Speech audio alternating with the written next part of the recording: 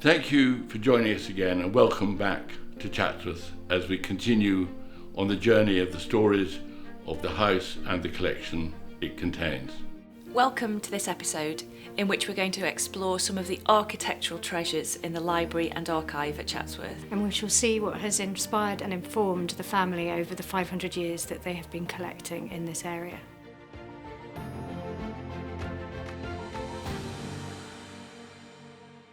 In episodes 1 and 2, we took a journey from Tudor times through to the English Baroque at Chatsworth, much more familiar to our visitors today.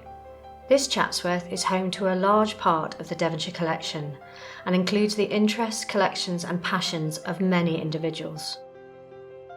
So here we are on the West Sketch at Chatsworth, looking at an assemblage of objects which tell us quite a particular story that connects to the architectural treasures here. Yes, so this portrait of the 3rd Earl of Burlington by Knapton really brings together a lot of the elements of the story that we've been talking about. So it's painted in 1743 and it really shows some of the the key things that the Earl was I suppose proud of. One of which is he's holding the 1727 copy that he had promoted of Inigo Jones's work, which Kent had carried out. He's also wearing his insignia of the Knight of the Garter. So this is a man who is pleased with what he has achieved. Yes, and over his shoulder here we can see in the painting a sculpture of Inigo Jones, and so very interesting that he's decided to include that in this portrait of himself. And then with this painting, what we have here on the right is indeed that sculpture which Burlington had commissioned for Chiswick House alongside a second portrait bust of Palladio. So here what we're able to tell is that complete story of the influence on Richard Boyle, the 3rd Earl Burlington, of Palladio, Inigo Jones, and then how he brings that together in his time. And I think what's so interesting is to pause here to actually think as well that this bust here of Jones was based on a Van Dyck portrait of Jones that had actually been purchased by the 2nd Duke of Devonshire, and it is only through the marriage of Burlington's daughter and heiress Charlotte Boyle into this family that the two pieces come back together. And it also gives you a hint that the fact that when the Burlington inheritance came via that marriage, it almost doubled the size of the collection and the significance and quality of that collection. So it's a coming together of an incredible inheritance. This volume is a library catalogue for Chiswick House, which was one of the residences of the 3rd Earl of Burlington, Richard Boyle, who was a scholar of architecture. He was really very interested in histories, going back particularly into Palladio's work, but also into that of Inigo Jones. This is someone who is amassing a collection which will allow him to fully utilise all of the kind of European traditions of architecture. Published in 1741-2, this catalogue gives where these works are being published, which is mainly the great cities of Europe, and the dates, and they range from the 15th century right up to Burlington's day. And it shows a man who is deliberately collecting a large body of work around architecture. So Alex, one of the earliest books in the collection on architecture is John Shute's The Chief and First Grounds of Architecture. This was published in 1563, and John Shute had actually been sent by the Duke of Northumberland to Italy in around 1550 to actually study Roman architecture, and he brought his knowledge back with him and decided for the benefit of the public to publish this work, and it is an extraordinary work. So this is one of the very earliest books on architecture of this type in English. What's even more extraordinary than the text, though, of this book are the illustrations. They're very early examples of engravings like this. And at this particular page, we've got a brilliant example of a study of proportion. So we've got a figure compared with a classical column, and it's really that kind of exploration of those classical proportions, the classical orders, and here he's setting it down in what was probably quite an influential text. I mean, we can speculate that because of the date of this, those building at that time, that any of the significant houses, possibly even the Tudor house that Bess of Hardwick constructed, may have made reference to a text like this. And it is wonderfully fanciful. You know, this isn't a dry text on proportion and, you know, perfect measurement. This is someone who is genuinely inspired by the wonders of Rome and what is going on there with architecture. So, Alex, what's particularly special about this 1567 edition of Vitruvius? This particular edition has a commentary by a Venetian architect, Daniel Barbaro. And then at the end of this volume, we have this inscription that's written by the third Earl Burlington, which describes that this book belonged to Inigo Jones and was annotated by him. So here, encapsulated really, we have the architecture of ancient Rome, Inigo Jones's thoughts on that and his retranslation, I suppose, of those ideas, and then passing into the hands of the third Earl Burlington. So it's that perpetuation of classical ancient architecture into the Earl Burlington's world, where he's then creating new buildings which draw on that long history. That's what's incredible, that there are so many great minds at work in this one book. So Alex, we talk a lot about Burlington when we're considering architecture, both in the collection but also in the structures that are a part of our collections. And I think what I always find so interesting is obviously he was an individual. He didn't just appear suddenly as an architectural great. He obviously had a backstory as such. And this book, from one of his travels later in life, would show that interest. But from some of the earlier material we've got, we know that architecture wasn't a particular passion of his. In earlier trips, he doesn't really mention it. He mentions art and music much more than we would think architecture.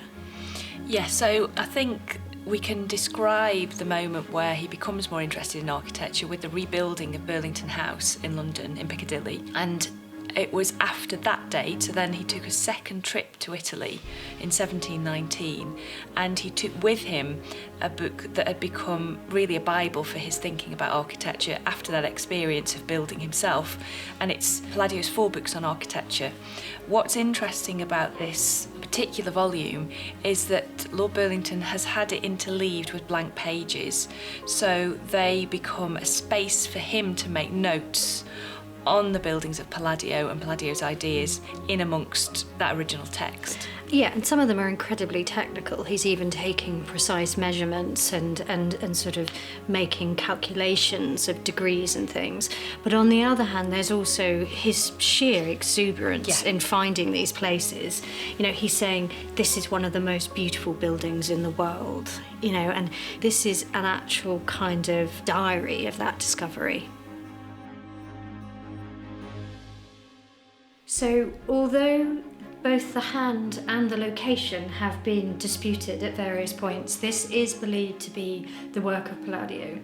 And this shows the neoclassical facade of a commission that was put forward by the ducal authorities in Venice after a massive fire in 1577. It was never actually realised, but it does show the real sort of true mastery of someone at the top of their architectural game. Yeah, so this was in the Burlington collection, and I imagine a prized item because it records absolutely Palladio's vision for architecture, which is this complete geometric pattern of harmony really that's realised in architecture. So here we have 3 stories, each articulated with columns and window and door apertures, and arranged around this central feature which is more highly decorated. And that's where there's a concentration of statues and swags and reclining figures above these arches, but actually the overall effect is one of calm symmetry and real cleanliness and sharpness of line. I mean, just extraordinary that something of this scale to have survived and come down through the ages. So, Alex, we're also incredibly fortunate as part of the Burlington inheritance to have a wide variety of Inigo Jones drawings on a sort of theatrical bent, including sort of both scene drawings but also costume designs as well. And this is from the Coelium Britannicum, and this is a sort of princely villa and garden scene. So Inigo Jones had this very important role at court. He was surveyor of the King's works, and the masks were a very central part of the courtly life in the Jacobean court and in the court of Charles I. And what Jones was doing there is designing the settings in which these masks were played, and the masks were laden with symbolism, some of which I think is kind of unknown to us today, but it's kind of the political, social, hierarchical relationships were played out in these things. And the reason we've chosen this particular example, which is one of many, is just because it shows this incredible garden scene, really, with then buildings that you can just see through the central aperture. And what we see here is Jones referencing absolutely the architecture of Italy. And I think just as an example of that encapsulated in this fantasy of the mask is just such an interesting moment in which Jones is involved. Here we have 2 volumes. They're sketchbooks by Inigo Jones made in 1614 when he was on a trip to Italy. Yes, so he's on a buying trip for the Earl of Arundel, and actually I think what's so amazing is these still have the original limp vellum covers.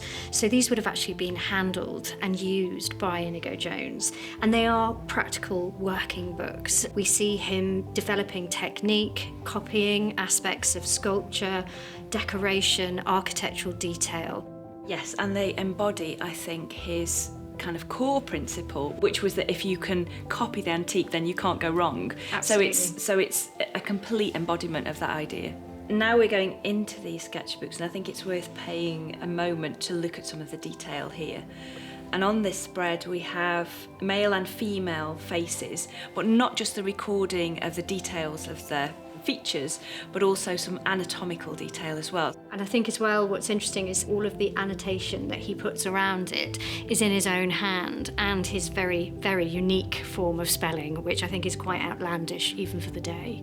What we have here on this page, which is quite unique I think to this sketchbook, is that where he's drawn and the ink has bled through the page, he then uses that on the next page as the basis for another drawing. So it's a really interesting way of him using all the available paper. It's very economical. Very economical, yes.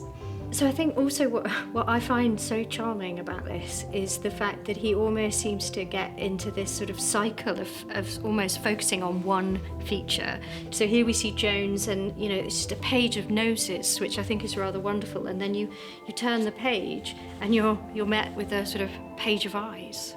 And of course you see this often with artists, and they're almost creating a source book for things that they can refer back to in their practice, and that's perhaps what we can see at play here. So Alice, here we have 2 really interesting drawings by William Kent. And William Kent was really an architect working with Lord Burlington to realise many of his designs and schemes. And what's interesting about this pair is that we've got one drawing of a kind of reality and one that is a design for something that was never realised. No, I mean, William Kent is really interesting. He came to architecture and architectural design quite late on in his career. He had been known for theatrical designs, but also garden designs, and he did a lot of the landscape work around Chiswick House. But he also designed furniture and interiors for Devonshire House as well, for the Burlingtons. But as you say, this Chatsworth Cascade That Never Was is designed here, and very, very different from what we can actually see out of the window ahead of us. But what it is doing is it's really that kind of Palladian landscape is very much on full here, and this is very much what Kent and the Burlingtons imagined for their world. Yeah, and a real contrast here between Chiswick House and its kind of intense Palladianism, and then in the drawing for the garden we have this very romantic cascade really running right down the hillside, but we do have these 2 little kind of temples at the bottom, which again I think connect very strongly to Kent's very austere kind of Palladian architecture. Oh, and the perspective is perfect as well. He can be romantic but not take it too far. In these drawings, we have an incredibly fine and precise rendering of the villa at Chiswick, and these were made by a man called Henry Flitcroft to Lord Burlington's own designs. Yes, and these are very much really about setting the standard.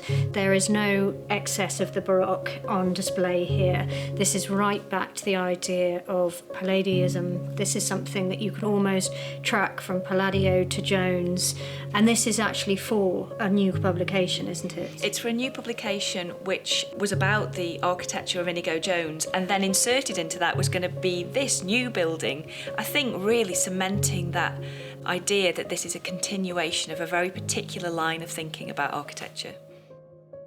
Alice, one of the great collections at Chatsworth is our collection of Old Master drawings, and that was begun by the second Duke of Devonshire, and then over the years it's been added to.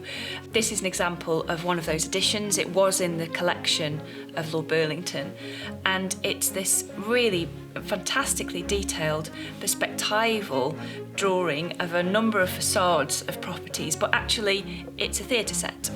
It is indeed. So this is actually by Scamozzi, who was really the inheritor of a lot of the projects that Palladio was undertaking at the time of his death. And this is for the Teatro Olimpio. And this is something that is a very much a working drawing. You can see all of the workings that he's trying to get the perspective to work for the back of a production. So it's a very sort of practical as well as incredibly beautiful. Yes, I mean, and we can see really interesting architectural designs here, not for real buildings, but you know, you can still see all of those principles at play within this drawing. This repository of material is a source of continuing inspiration for those who work on this house and its interiors.